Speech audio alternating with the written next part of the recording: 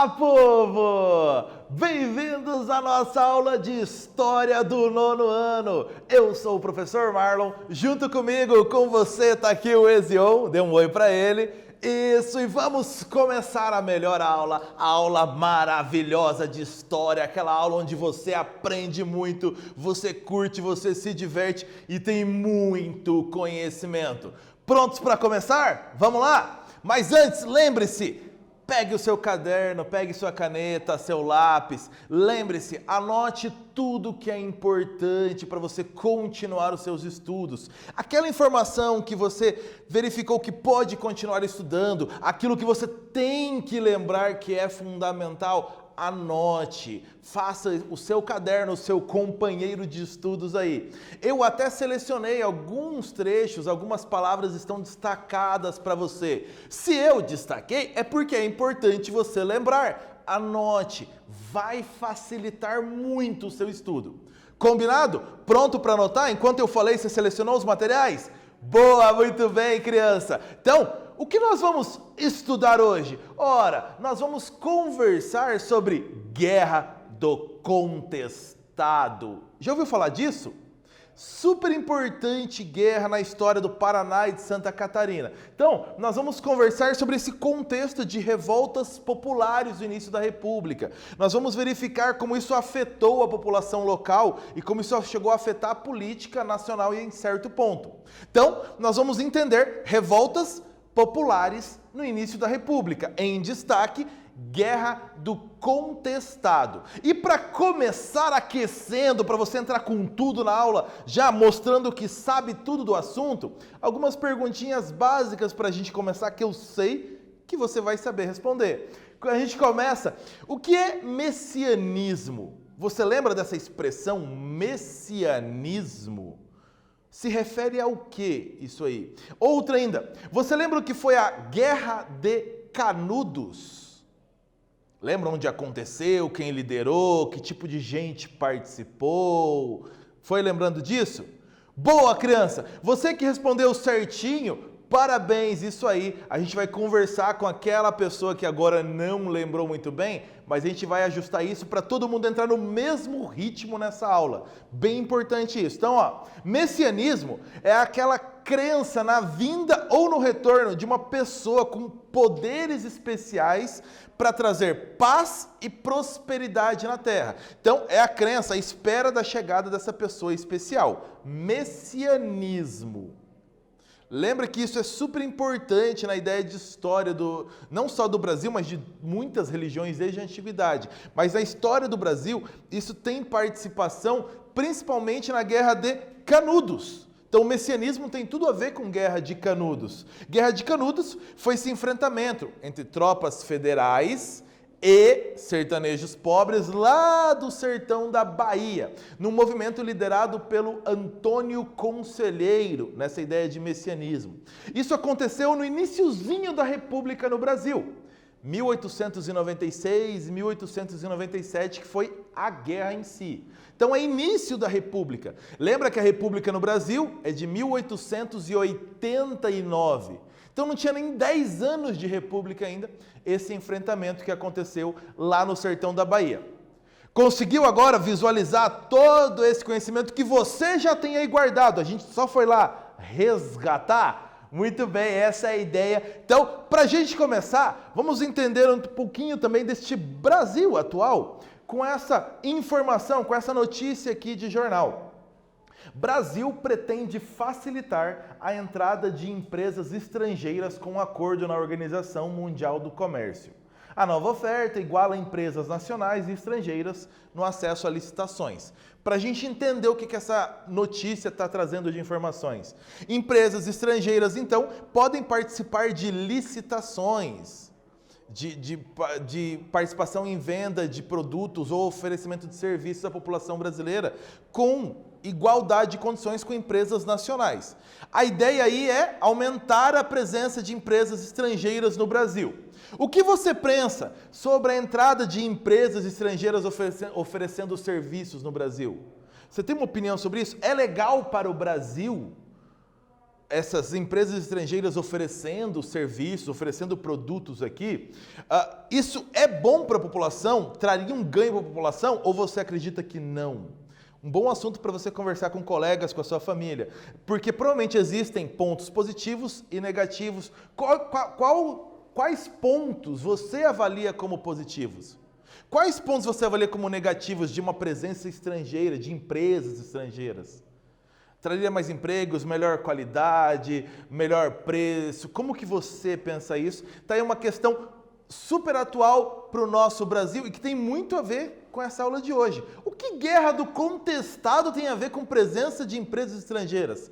Calma, bebê, você vai acompanhar isso nessa aula.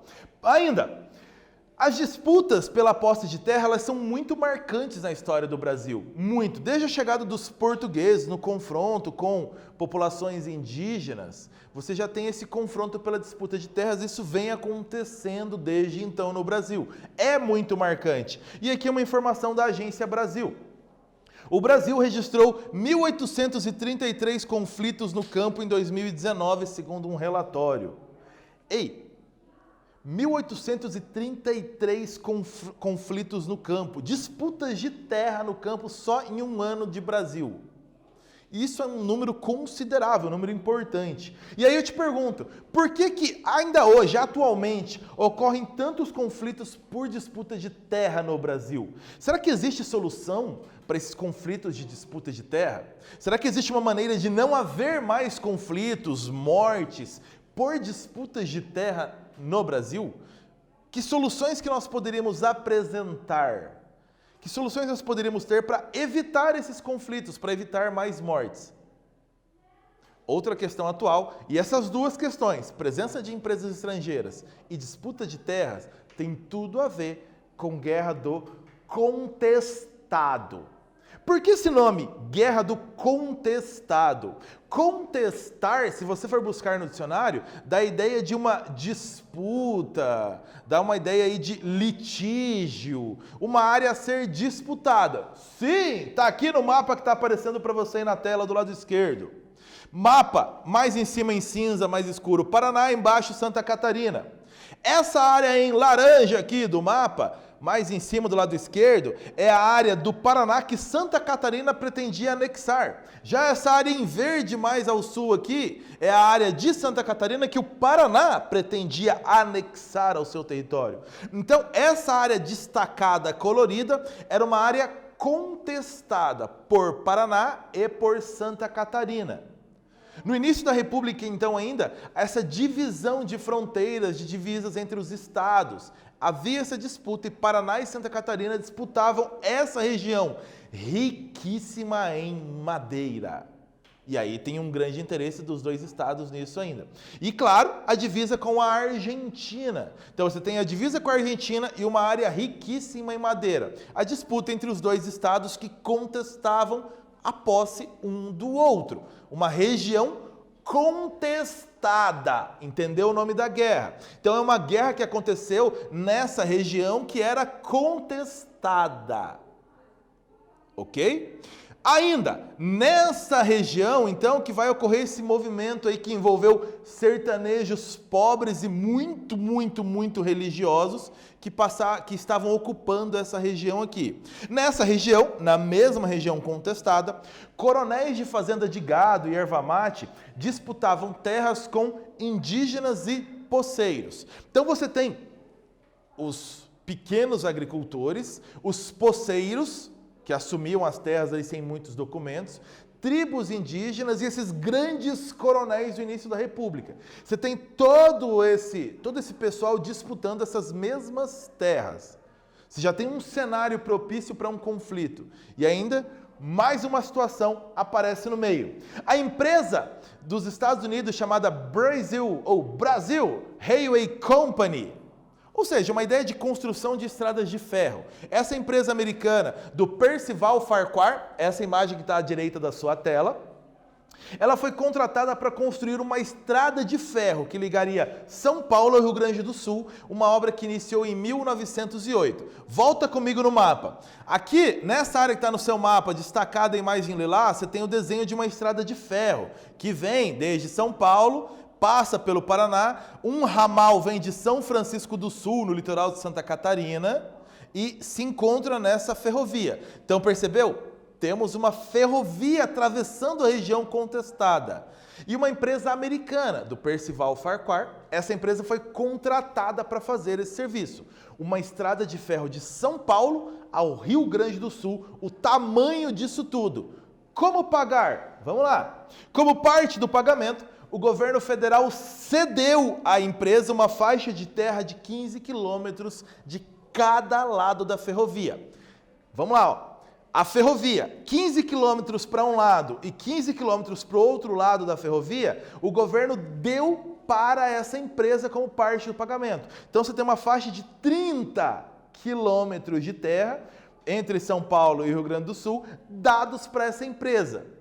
E aí a gente viu no mapa que parte dessa ferrovia está passando justamente na área contestada. Essa empresa, naturalmente, queria assumir a posse dessas terras suas.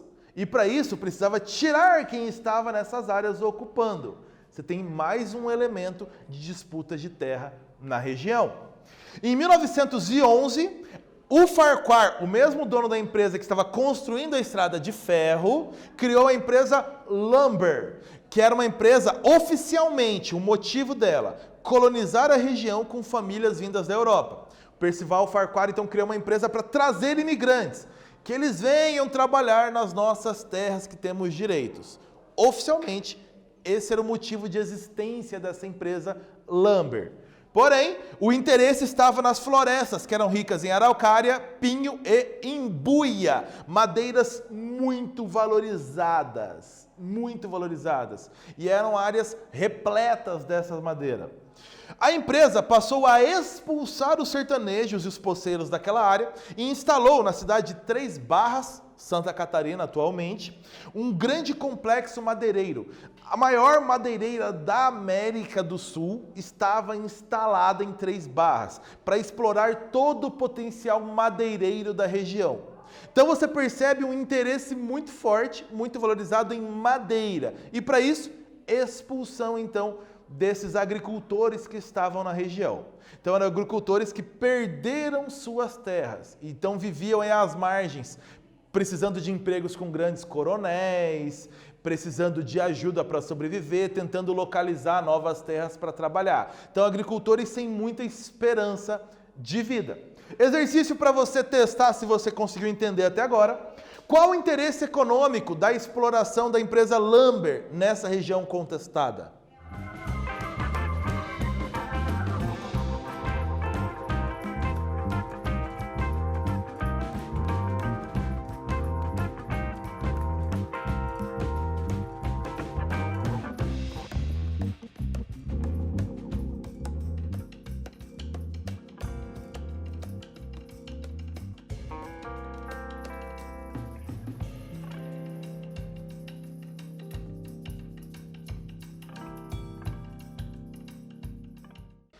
Qual o interesse da Lumber? Obviamente, nós falamos muito já nesse início da aula, era madeira. O grande interesse dessa empresa é a exploração de madeira. Então, nessa região, disputada entre vários grupos, vem mais a Lumber, ligada à empresa da construção da estrada de ferro, também querendo ocupar essa mesma região. Expulsos de suas terras, os camponeses do contestado passaram a buscar a orientação de um famoso beato na região, José Maria, que se dizia aí um continuador de um beato anterior, muito famoso, um curandeiro famoso da região, chamado João Maria. Então, o José Maria, a imagem está do seu lado direito, andava pelas cidades, pelos vilarejos, pregando a esperança de tempos melhores. Pouco tempo depois, eles, seguindo o José Maria, ergueram povoados nessa região de Santa Catarina que o Paraná pretendia anexar. Eles chamaram esses povoados de Vilas Santas. Percebeu então que tem uma ligação religiosa entre essas pessoas que estavam seguindo o José Maria. Ligação religiosa. José Maria fazia pregações contra o governo republicano. Então, contra a República. Você que está se lembrando de Guerra de Canudos, que já estudou e lembra desse assunto, está fazendo uma ligação. Aí você percebeu que tem muito em comum aí também. Uma população pobre seguindo um líder religioso que pregava contra a República. Boa!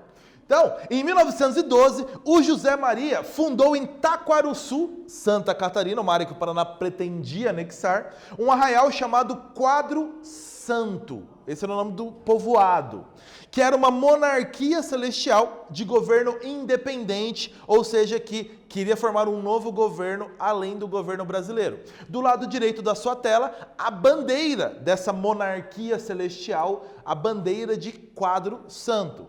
Então, a bandeira aí branca com a cruz verde no centro. Então, um povoado fundado por José Maria. E ele nomeou o Henrique Almeida, que era um fazendeiro analfabeto da região, um agricultor analfabeto.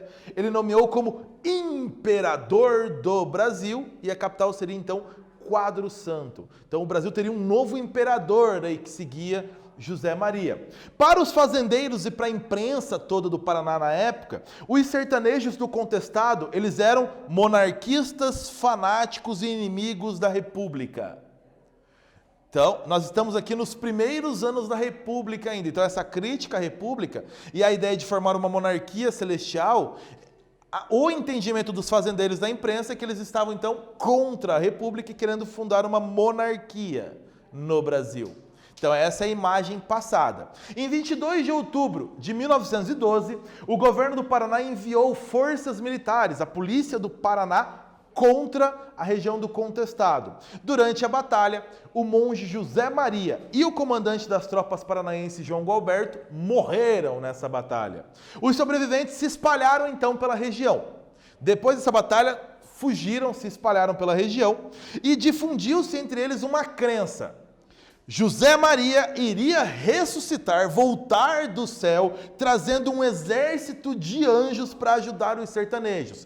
Essa esperança voltou a reunir esses sertanejos para lutar, então, por essa monarquia celestial. Foi até aí? A volta desse José Maria era a grande esperança. Uma atividade que eu te convido a fazer junto com a galera da sua sala, converse com o seu professor. Olha aí, a Guerra do Contestado, assim como Canudos, foi um conflito que teve a disputa por terras como um dos seus principais motivadores.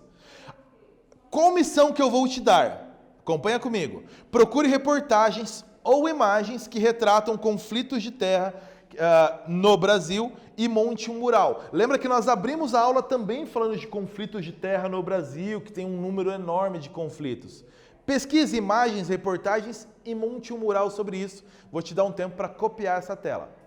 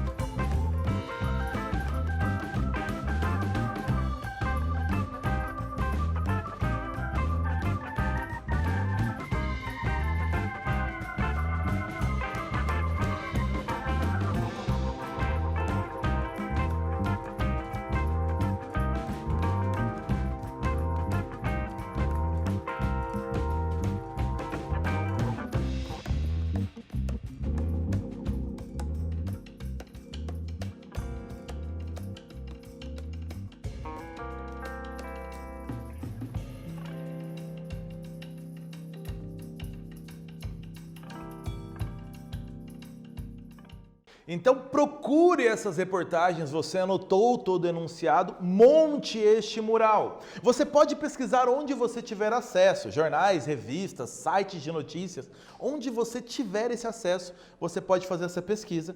Lembre-se, seja criativo, monte o seu mural, consiga chamar a atenção dos seus colegas. É uma situação importante do Brasil. Seja criativo ao montar este mural e chamar a atenção para a discussão desse assunto importante. Voltando a falar de contestado. Então, em fins de 1913, a população se reunindo tornou a se juntar, formando o chamado Exército Encantado de São Sebastião, aguardando a volta então de José Maria com um exército de anjos. Outros povoados a partir daí surgiram na região, cerca entre 8 e 20 vilas santas. A ideia então se espalhou pela região.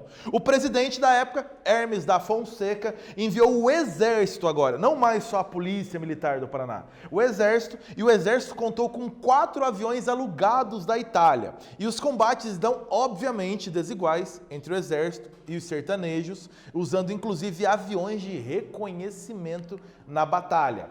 Ocorreram confrontos até 1916, lembra? Começou em 1912, foi até 1916, deixando um saldo de mais de 5.000 mortos e feridos entre os caboclos. As vilas santas foram arrasadas e os camponeses foram fuzilados ou queimados. O último líder, Adeodato, foi preso em agosto de 1916, encerrando então a disputa. Em outubro de 16, Paraná e Santa Catarina assinaram um acordo de limites e definiram os limites atuais dos dois estados.